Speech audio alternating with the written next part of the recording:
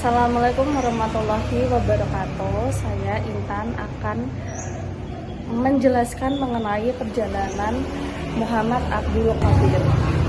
Muhammad Abdul Qadir atau yang lebih dikenal sebagai Syekh Abdul Qadir Jailani adalah seorang ulama besar, safi, dan pendiri tarekat Qadiriyah.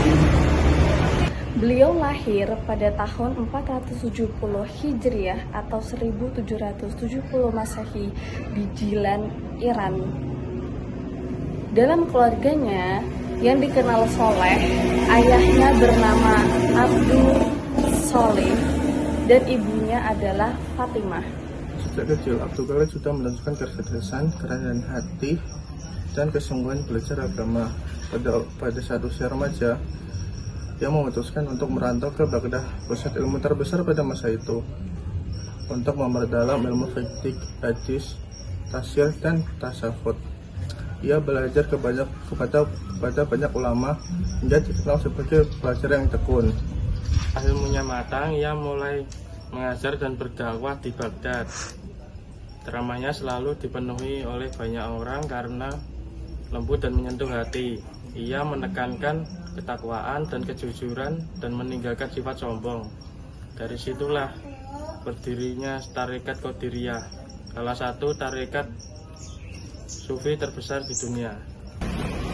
Syekh Abdul Qadir menjalani hidupnya sederhana, suka menolong orang miskin dan membimbing para murid-muridnya, hingga ia wafat pada tanggal 1166 Masehi. Namanya terus dikenang sebagai tokoh besar dalam dunia Islam yang memberikan teladan tentang ilmu Islam, akhlak, dan ketakwaan kepada Allah SWT. Nama saya Valencia. Saya di sini akan menjelaskan mengenai tokoh Muhammad Abduh. Asal-usul Muhammad Abduh adalah dari Mesir. Lahir pada tahun 1849 di desa Mahalat Nars, wilayah Detail Nil. Ia berasal dari keluarga petani.